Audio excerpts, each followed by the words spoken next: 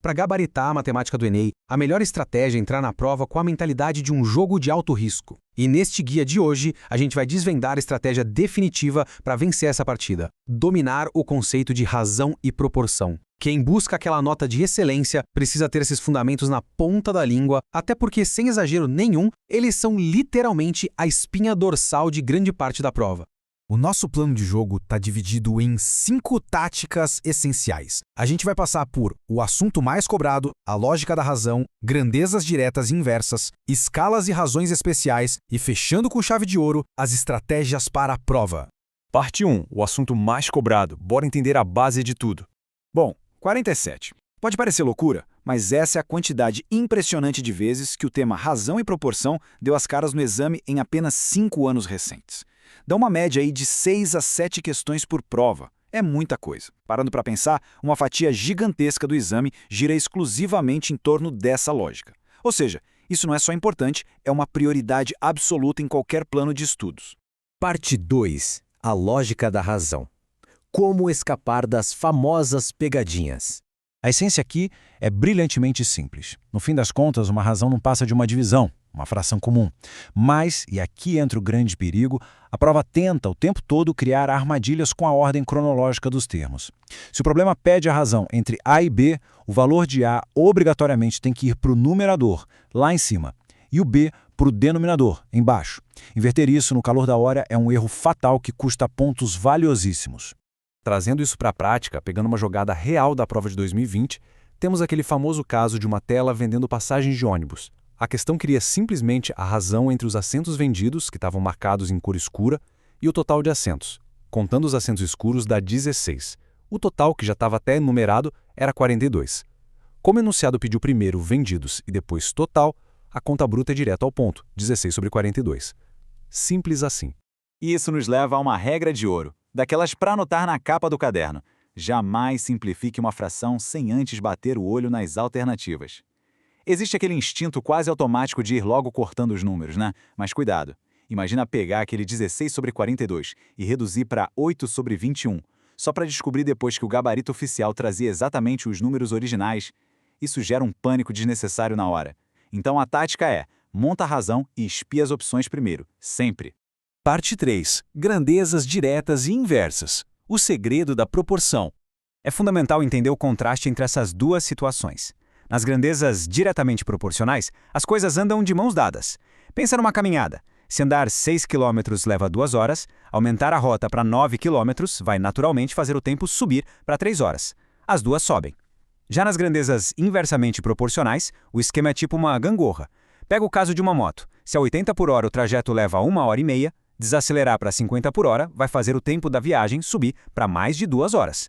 Ou seja, menos velocidade, mais tempo gasto. E olha, é essa lógica que opera os bastidores da super famosa regra de 3. O primeiro passo, nunca, de jeito nenhum, é sair multiplicando tudo. A primeira coisa a fazer é identificar se a relação é direta ou inversa. Isso muda todo o jogo. Se for direta, a gente multiplica cruzado, aquele formato clássico. Mas se for inversa, é obrigatório inverter uma das frações antes de cruzar, ou então multiplicar reto, em linha. Ignorar essa análise é pedir para cair naquela alternativa errada que os elaboradores deixaram lá de propósito. Parte 4. Escalas e razões especiais. As aplicações clássicas. A escala é provavelmente uma das razões mais temidas, mas que, no fundo, segue a exata mesma regra. Ela só conecta a representação no papel ou numa maquete com o mundo real. Tem um exemplo fantástico que usa o Cristo Redentor. A estátua verdadeira tem imponentes 38 metros.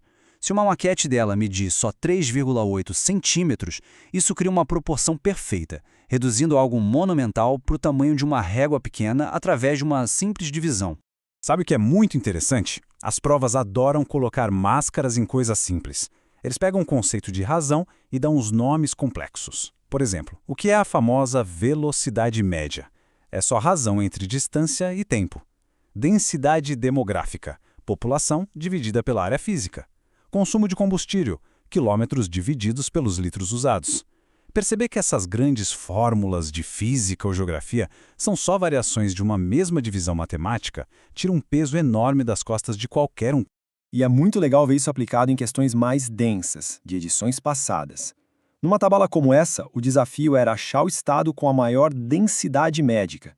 O nome assusta, mas a leitura atenta revela que a tal densidade é só pegar o número de médicos e dividir pela população. Mais uma vez, um termo pomposo que desmorona quando a gente entende que é só o feijão com arroz da matemática. Por fim, a parte 5. Estratégias para a prova. Vamos aos atalhos. Aqui está o grande pulo do gato para não ficar sem tempo. Naquele problema da densidade médica que a gente acabou de falar, tentar fazer a divisão gigante e cravada para 5 opções diferentes ia sugar minutos preciosos. A jogada inteligente é a estimativa, o famoso arredondamento. 10.800 dividido por 2.650, isso dá quase 4. 40.400 por 19.900 vira facilmente um 40 dividido por 20, que dá 2. Ficar caçando aquele número decimal exato é a maior furada do exame contra o relógio. E essa estratégia salva vidas em problemas longos, tipo o quebra-cabeça dos suplementos. O objetivo nessa questão era descobrir a combinação mais barata de sachês para bater uma meta nutricional bem específica. 800 mg do tipo A, 1.000 do tipo B e 1.200 do tipo C.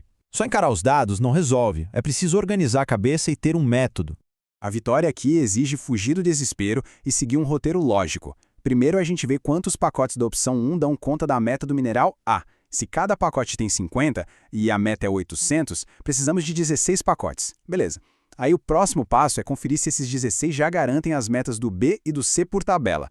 Garantindo, é só multiplicar 16 pelo preço de R$ 2,00, R$ 32,00 no total.